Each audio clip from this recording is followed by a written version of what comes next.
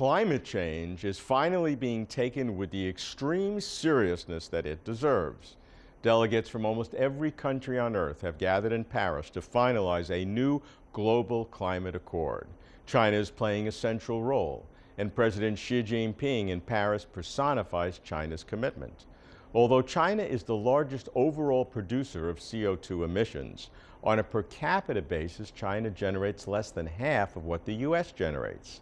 China is still a developing country, yet it is setting aggressive targets to reduce greenhouse gases substantially. But how meaningfully? How reliably? What is China's motivation? Is China setting an example for other countries? Let's go with President Xi to Paris to get closer to China.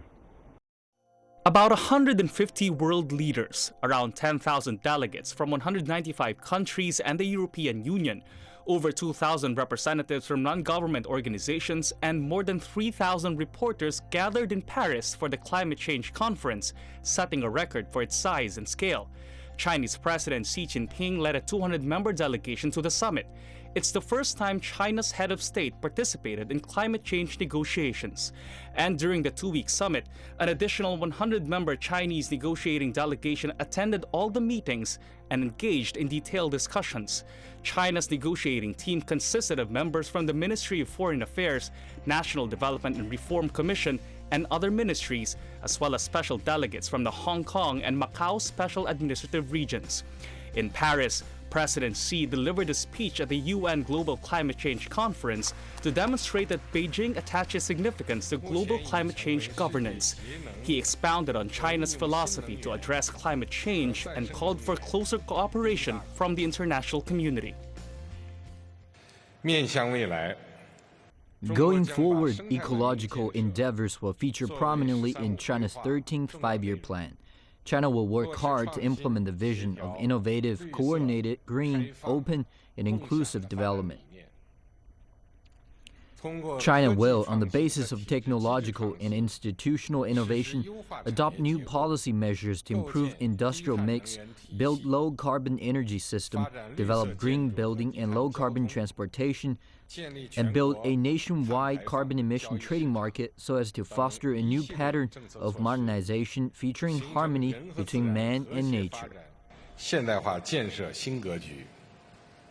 There is tension, and has been for a long time, between developed countries on the one hand, who have long enjoyed the use of fossil fuels to build their economy, and countries that are developing now. And so the pressure is now potentially hurting developing countries more than developed countries because of this difference. China is in an unusual place in being really both a developed country and a developing country. So how do you see this relationship between developed and developing countries? Question one. Question two, where does China fit into that spectrum? 气候变化要谈历史，就是说，因为这个温室气体，特别是二氧化碳，它是在这个大气当中，它是个稳定的一个因子，所以这个它可能要累计，现在至少是工业革命以来，在大气当中，这个温室气体已经累计这个产生了现在的这个气候变暖问题。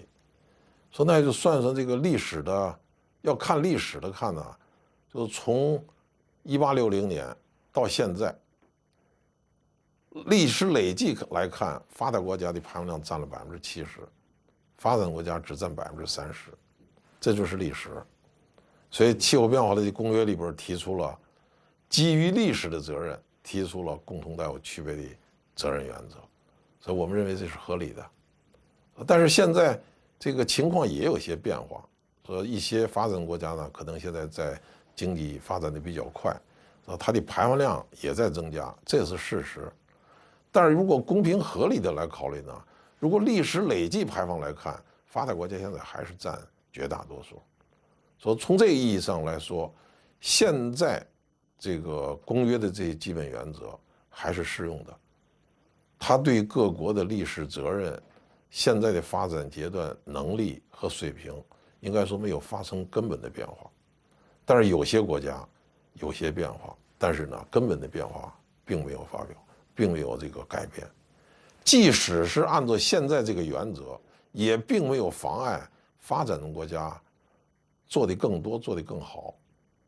你比如说现在科学上，这是这个澳大利亚坎培拉大学可能他们做了一个评估，还有这个 UNEP 也做了一个评估，就是到目前为止，刚才我讲了这个历史累计排放，这个占的这么大的比重，但是从现在各国做的这个 INDC 的水平来看，发展中国家的减排量占了全球的60%到70%，发展国家只占了30%到40%，这就看出来了。即使你坚持原来这种划分，实际上并没有影响发展国家做的更多，做的更好，这是一个事实。所以在这一点上来说呢，作为中国，现在我们是，经济总量我们是第2，但是中国还有7000万贫困人口，中国还是个发展中国家，在这一点上应该说，不应该有什么质疑，我们还是个发展中国家，但是我们应该在这方面呢做的更努力一些。因此，我们确定的2030年的目标呢，应该说还是很有力度的。我们会在这个基础之上，争取做的更多，做的更好。We are a large country, so in some perspective, you can say, "Oh, China is very, very strong, very rich." But in some other perspective, especially in per capita perspective, China is still weak. We are still developing country, given the fact that around half of the population living in rural area with very low income level, with very limited access to public service infrastructure. And so you see a very large scale of our economy or fiscal revenue, but it will be very, very small divided by the huge population. I mean, given the load for them to pay for such a huge population social security, hospitals, education, etc., etc., it's very, very, very limited. In short, we have 4 key elements to define equity. Number 1, historic responsibility. Number 2, stage of the development. Number 3, capabilities. And finally, number 4, national circumstances. So those are some bases for the convention, UN Convention on Climate Change. President Xi Jinping at the United Nations made several commitments to the UN and to South-South cooperation in developing countries. Could you describe that program in some detail? 按照公约的要求呢，就是发达国家要为发展国家提供资金支持。在这个德班的这个平台上呢，就基本上确定了，这是哥本哈根发达国家就承诺了，2020年之前每年要为发展国家提供这个1000亿美金的资金支持，但是现在并没有兑现。OECD 最近又搞了个报告，就是说2014年已经达到620亿了，实际上发展国家呢并不承认。为什么呢？因为那个资金的支持啊，它要和援外资金要分开。援外资金呢，你本来就应该给发展国家的提供的支持。它现在这个公约的要求呢，你是要提供额外的新的资金的支持。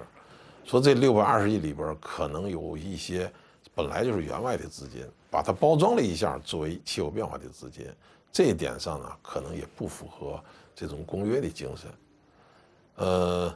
所以在中美联合声明里边呢，我们习主席和奥巴马总统呢，就关于资金的问题也是比较明确了，就是说发达国家要继续要履行自己的这种义务，要为发展中国家2020年之前要提供1000亿美金的支持，2020年之后要继续在这个基础之上提供资金的支持。那作为中国是个发展国家，我们怎么办呢？我们就是搞南南合作，就是通过双边的形式呢，通过南南合作的方式，这个为发展中国家的应对气候变化的能力建设，特别是适应这个来提供一些支持。所以我们确定呢，在过去南南合作资金的基础之上，建立一个200亿总规模的南南合作基金，就把这个事儿固定下来，要长期坚持了，然后用这个资金呢来开展南南合作，这是实际上都是要为发展国家提供支持，但是它是一个是履行义务、履行责任，一个是自愿的，这还是有区别的。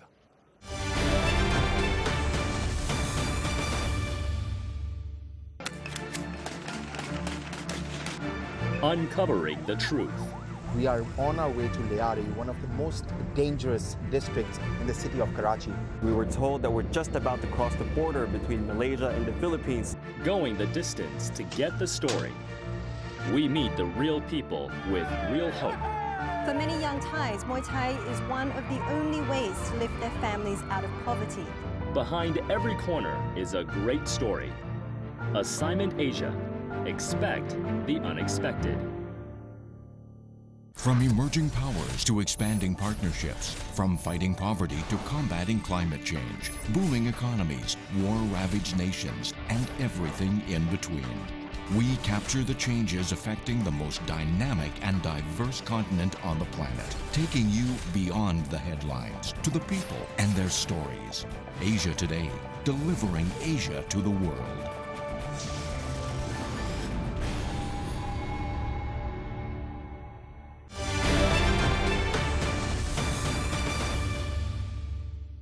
After more than 3 decades of reform-fueled growth, China has become the second largest economy in the world. But conflicts between continuing economic development and mounting environmental pollution have become critical. Today, China is the world's largest emitter of carbon pollutants and greenhouse gases. In December 2015, Beijing issued its first red alert for air pollution in northeast China, the most dangerous of a 4-tier emergency response system. During the red alert, schools from kindergarten to high school were advised to suspend classes. Outdoor operations of construction sites were banned. Some industrial plants were required to limit or stop production. And automobile use was limited to alternating days depending on the odd or even numbers of their license plates. These measures show the Chinese government, as well as the Chinese people, now recognizes the severity of pollution and the importance of improved environmental management. Even if pollution control threatens to impede economic growth, these measures must be enforced.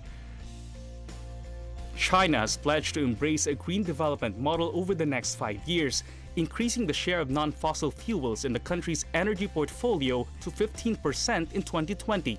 The plan is to increase wind, solar, biomass, water, and geothermal energy. China is already the global leader in clean energy investment. The share of non-fossil fuels in primary energy consumption reached 11.2% in 2014, an increase of 1.4% from 2013. China has the largest solar photovoltaic cell capacity and the biggest wind power market. The total installed capacity of water power generated in China accounts for about 1/4 of the world's. The rapid development of clean energy has helped China's carbon emissions per unit of GDP to decline. Progress is being made, but much more is needed. If there were no such thing as climate change, China would still want to institute many of these policies in order to reduce the terrible pollution for its own benefit. So what are the additional requirements that China is taking on itself to participate in climate change that it wouldn't ordinarily do just for its own benefit? Is there a difference between what China is doing for its own benefit to reduce pollution and what it is committing to the world because climate change is very real? 应该说没有什么差别，就是说这个应对气候变化、解决国内的环境污染和提高我们经济增长的质量，让中国的这个经济社会发展更可持续，是非常一致的。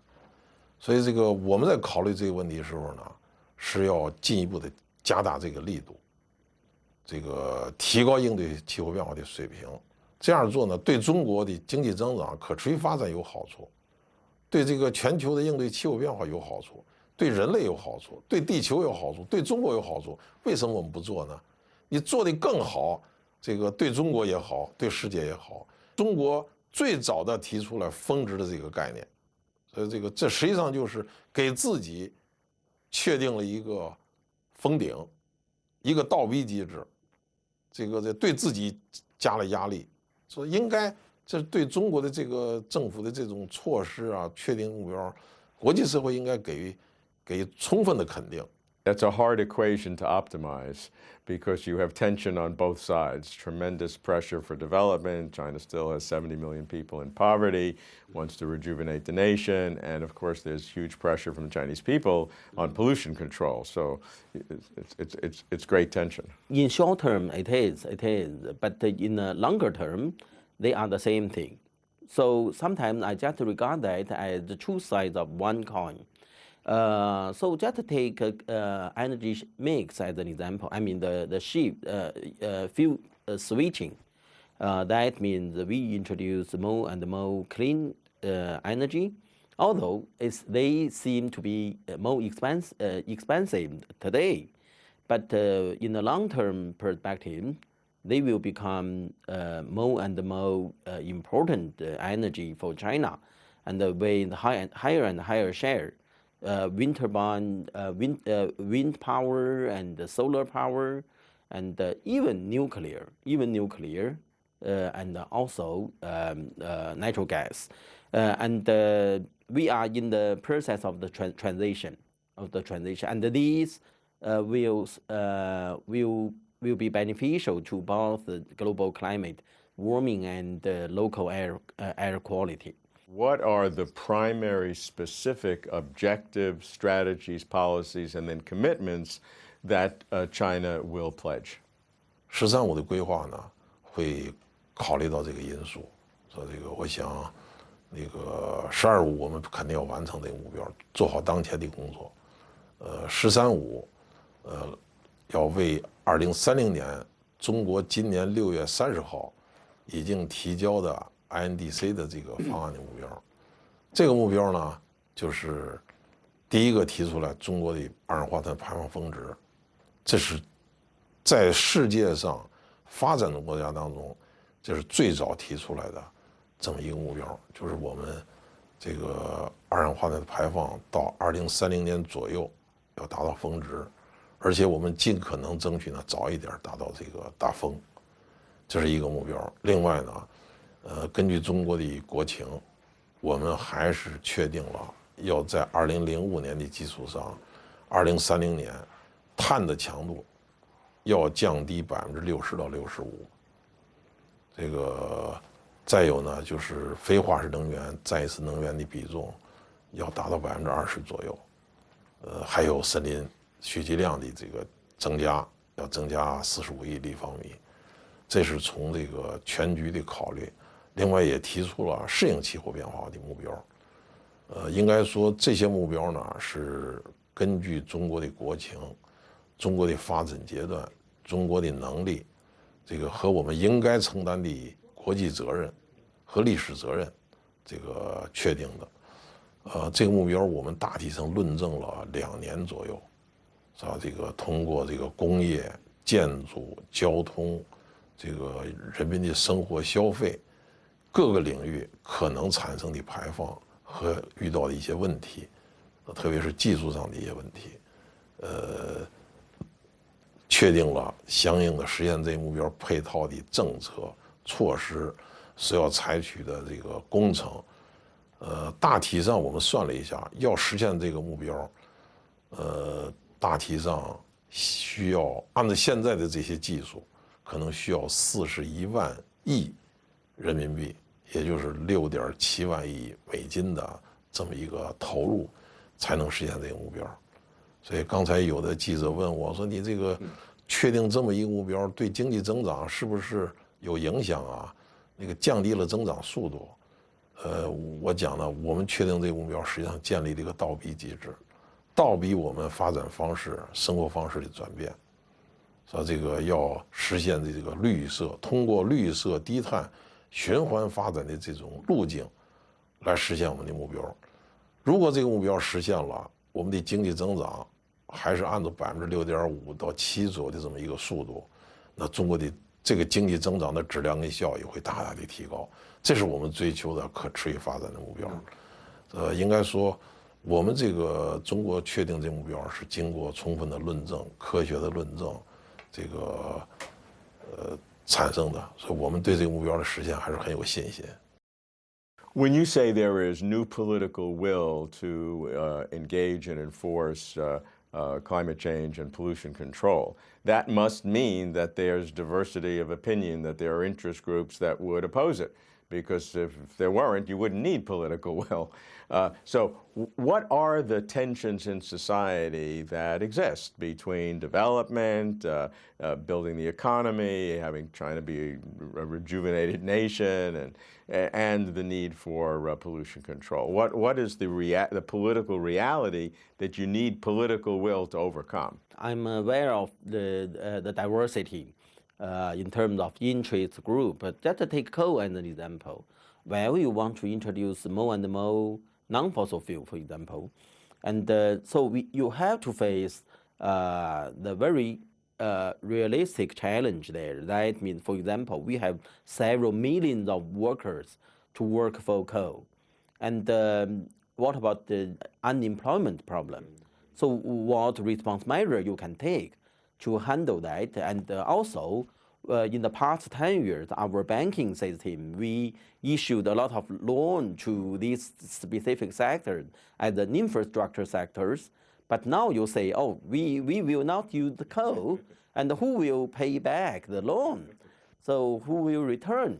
So those are some very realistic problems. And that means when you design your climate policy, you should have a very comprehensive, very considerable design to think how to spend some money, to spend some budget for the workers in coal to address the unemployment problem by, for example, training or shifting to other sectors. Anyway, the society, the government should create more job opportunities for them, for their transition. And also you need to develop some deal, systematic deal to avoid systematic financial risk. So you have a lot of things to do. And certainly one point is you also need time. So you need to design the transition period very carefully. So you cannot imagine to make all the change in one night. So maybe you need 5 years or 10 years, but the most important thing is you have the vision. You know where you will go, you know the direction, and then you try to arrange a process, systematically, in financial terms, fiscal terms, and also regulatory terms to help the transition.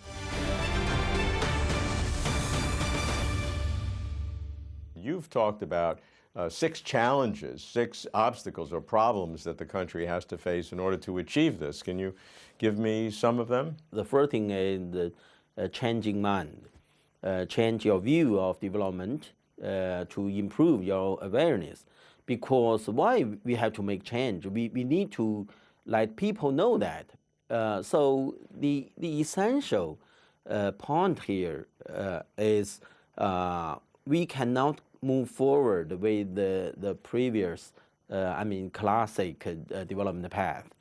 Just make your growth, your economic growth, relying on increasing input of factors. Land, fresh water, energy, and also environmental pollution. We developed in that way for a while, for several decades. But today, when we see, after several decades, China, we will become developed country. This is not the way.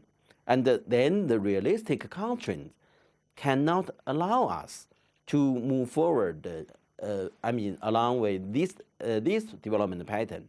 We need to change to make our growth rely on efficiency improvement. So this is the right way. And we also see all the developed countries, all the emerging economies, successful emerging economies, they go in that way. And it's very simple, very understandable to change our development path. It has been becoming the consensus for the whole society. And certainly, we need to do very comprehensive work and also for R&D of clean technology. What technology will be instilled in our economy after 5 years, 10 years, and even beyond. So, and then one of the criteria is low carbon efficiency, less pollution. And in that way, we should also take action for R&D in technology for long-term development. And the other one is human resources. So just by the way, I used to work in universities, so this is why I emphasize human resources development very, very much. So all the good things had to be made by good people. So it's very, very important to invest in education and also to introduce the idea, low carbon development idea. What are the challenges or problems or obstacles that you can face between now and 2020 and now and 2030 in achieving those goals? 应该说，现在政治上没有障碍，这个各级政府啊，老百姓都很支持。这个加大环境保护的力度，积极应对气候变化，这个没有什么障碍。现在的问题呢，是要依靠技术。所有目标的实现，无论是中国的目标实现，还是全球目标的实现，如果没有技术创新，没有技术合作，没有技术转让，可能去实现这些目标都是有限的。这个现在大家制定的这些目标，采取的措施都是基于传统的技术。如果技术创新之后，效率会大大的提高，所以这个目标的实现也会越来越近。所以我想呢，可能无论是中国还是全球，在解决环境问题、解决气候变化问题的时候，技术合作、技术创新，这个来破解知识产权保护的这个问题，这个专利知识产权保护的问题，其实呢是可以这项工作做得更多更好。如果没有技术创新，没有这个非常好的技术，这个我想要实现这个目标还是有困难。所以中国现在的目标呢，是基于我们现在的技术和可能近期我们能够解决的这些技术问题，确定这个目标。那如果有一个技术很大的突破，我想可能不光是中国，全球这个目标都会解决得更好一点。China is implementing climate policy, strengthening bilateral cooperation, promoting sustainable development, and transitioning to green, low-carbon, and climate-friendly industries. China is ramping up its climate commitments, limiting coal use, expanding alternative energy, encouraging energy efficiency, setting vehicle fuel economy standards, and transforming the economy from energy-intensive to service-focused. But while pledges are appreciated, results are what counts. And China, as the world's largest polluter, will be scrutinized. It is no coincidence that China's commitment to reduce greenhouse gases also begins to control China's runaway pollution. In recent weeks, the worst air pollution ever blanketed China's northeast, including Beijing. I know my table tennis suffered. Sure, China contributes to the world by reducing its own pollution, but China also sets an example, keeping us closer to China.